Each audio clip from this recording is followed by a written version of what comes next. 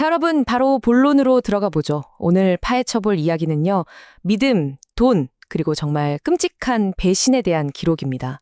특히 이제 사회생활 하시면서 산전수전 다 겪어보신, 사람 보는 눈 좀 있다고 자부하시는 우리 4050 세대 여러분이라면요, 오늘 사건이 절대 남일 같지 않게 아주 서늘하게 다가오실 겁니다. 한번 상상해 보세요. 무려 20년 지기 절친이 향긋한 차를 딱 한 잔 내오면서 아주 은밀하게 고수익 투자 제안을 하는 겁니다. 솔직히 여러분이라면 이거 단 1%라도 의심하시겠어요? 아마 에이 설마 내 친구가 하면서 경계심을 완전히 푸실 거예요. 안타깝게도 오늘 살펴볼 사건의 희생자들 역시 딱 그랬거든요.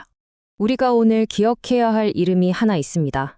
바로 1970년대 아르헨티나 최초의 여성 연쇄살인마이자 이른바 몬세라트의 괴물이라고 불렸던 이아 무리노입니다. 겉보기엔 정말 평범하고 교양 있는 중산층 주부였던 그녀가 대체 어떻게 역사에 남을 잔혹한 괴물이 되어버린 걸까요? 지금부터 그 과정을 낱낱이 추적해 보겠습니다. 첫 번째 챕터, 우아한 사모님의 두 얼굴입니다. 상류층의 우아함이라는 게 얼마나 얄팍한 환상인지 한번 보시죠. 1970년대 후반에 아르헨티나는 극심한 인플레이션 때문에 사회 전체가 완전히 벼랑 끝에 몰려 있었습니다. 다들 하루하루 먹고 살기 막막하던 이 절망적인 시기에 무리노가 꺼내든 무기가 바로 폰지 사기, 즉 다단계 금융사기였어요. 팍팍한 살림살이에 지친 지인들에게 내가 평생 모은 돈 확실하게 불려줄게 하면서 접근한 거죠. 옳은 친구들은 그녀의 그 우아한 미소, 그리고 청산유수 같은 화술에 그냥 홀라당 넘어가고 맙니다. 하지만 여기 화면을 보시면요, 대비가 확 되죠. 왼쪽에 고급 모피에 보석을 주렁주렁 단 우아한 모습. 이건 철저히 계산된 가짜 껍데기일 뿐이었습니다. 실상은 오른쪽처럼 빚더미에 앉아서 채권자들 압박에 시달리던 절망적인 사기꾼이었던 거죠. 1979년 초가 되니까 이 돌려막기도 한계가 온 거예요. 빚쟁이들이 원금 내놓으라고 목을 조르기 시작하니까 이 완벽해 보이던 가짜 삶이 무너지기 직전에 그녀는 정말 상상조차 할 수 없는 아주 끔찍한 선택을 하게 됩니다. 두 번째 챕터, 죽음이 배달된 티타임입니다. 달콤한 차에 숨겨진 쓴 아몬드의 향기. 벌써부터 좀 소름이 돋죠? 빚쟁이들한테 시달리다 못해 무리노가 내린 결론이 뭐였는지 아세요? 돈을 갚는 대신 그냥 그 사람들의 입을 영원히 막아버리자는 거였습니다. 진짜 끔찍하죠? 범행 도구는 청산가리였습니다. 청산가리 특유의 그 쓴 아몬드 향을 감추려고 그녀는 일상적인 오후의 티타임을 무대로 삼았어요. 달콤한 케이크와 따뜻한 차의 그 포근한 느낌으로 죽음의 냄새를 완전히 덮어버린 겁니다. 그녀의 소름 돋는 소시오패스 성향이 아주 기가 막히게 드러나는 부분이죠. 범행 속도를 보면 더 기가 막힙니다. 무서울 정도로 빠르고 체계적이에요. 1979년 2월에 그녀에게 거액을 투자했던 절친 닐다를 시작으로요. 같은 달 말에는 친한 친구 치차, 그리고 3월에는 심지어 자기 혈육인 사촌 메마까지 싹 다 처리해버립니다. 무리노가 건넨 그 달콤한 차를 받아 마신 세 사람은 모두 끔찍한 고통 속에서 차례로 돌연사하고 말았죠. 여기서 진짜 소름 끼치는 건 그녀의 연기력이었어요. 친구들이 약에 취해서 고통스럽게 죽어갈 때 무리노는 그 옆에서 엉엉 울면서 지극정성으로 간병하는 척 연기를 했습니다. 와, 진짜 어떻게 그럴 수 있을까요? 근데 놀랍게도 이 완벽한 연기 덕분에 초기 수사에서는 이 죽음들이 전부 그냥 심장마비 같은 자연사로 처리됐습니다. 경찰의 의심조차 감쪽같이 피해간 거예요. 자, 세 번째 챕터, 꼬리가 밟힌 완전 범죄입니다. 부서진 환상에 대해 알아보죠. 아무리 완벽해 보이는 범죄라도 결국엔 틈이 생기기 마련이거든요. 2천만 페소. 당시로선 정말 어마어마한 돈이죠.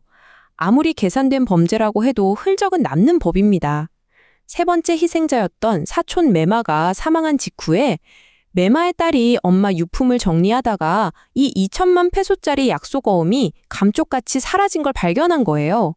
결국 이 거액의 종이 쪼가리가 무리노의 몰락을 부르는 결정적 단서가 됩니다.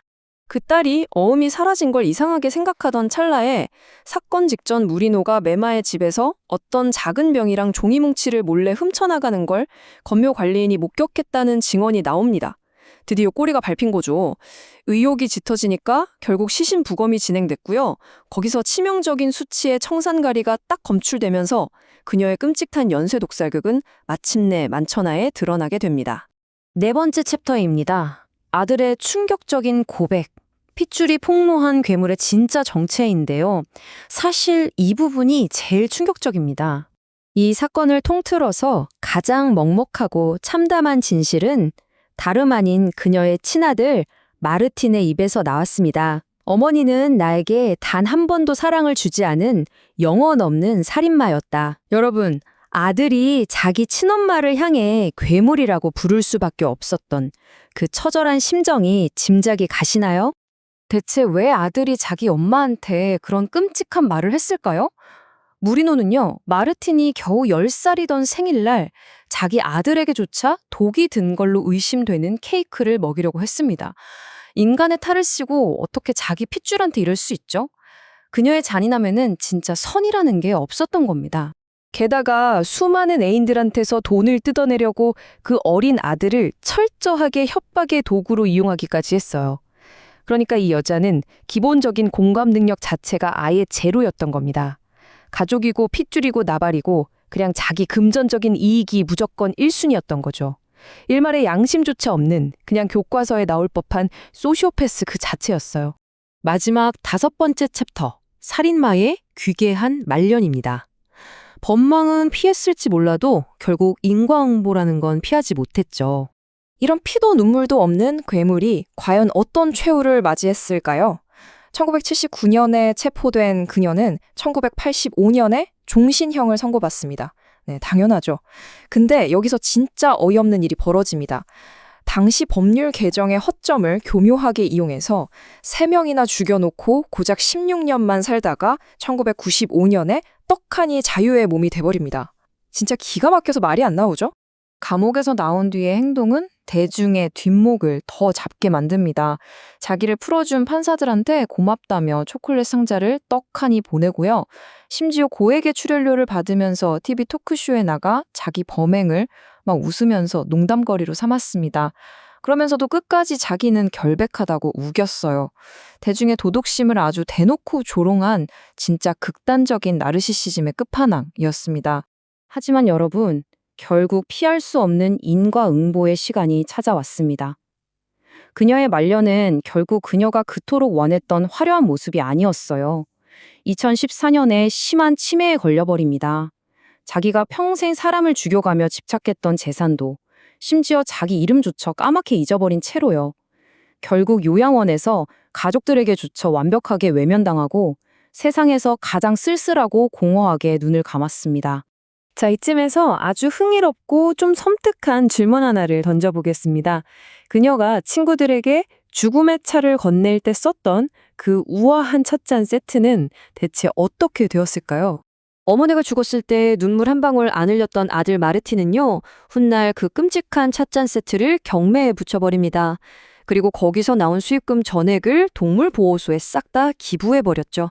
살인 도구로 쓰였던 그 물건의 어두운 유산을 전혀 예상치 못한 아주 긍정적인 선행으로 정화해버린 겁니다. 참 묘하면서도 시적인 결말이죠. 자, 이제 오늘의 이야기를 좀 갈무리 해보겠습니다. 오랜 세월 숱한 사람들과 부대끼면서 그 신뢰라는 것의 무게를 누구보다 뼈저리게 잘 아실 우리 4050 세대 여러분. 오늘 사건은요, 경제적인 절망과 인간의 그 눈먼 탐욕 앞에서는 십수년을 이어온 끈끈한 우정도, 심지어 피를 나눈 가족의 맹세도 얼마나 허망하게 무너질 수 있는지 아주 뼈아픈 교훈을 던져줍니다. 오늘 저희가 준비한 이야기 모리노의 사건은 여기까지입니다. 마지막으로 여러분의 등골을 서늘하게 만들 질문 하나를 남겨드릴까 하는데요. 지금 당신과 가장 가까운 곳에서 아주 환하게 웃고 있는 그 얼굴 뒤에 혹시 우리가 모르는 다른 무언가가 숨어 있지는 않습니까? 오랫동안 인간의 본성에 대해 깊이 곱씹어보는 시간이 되셨기를 바랍니다. 끝까지 들어주셔서 정말 감사합니다.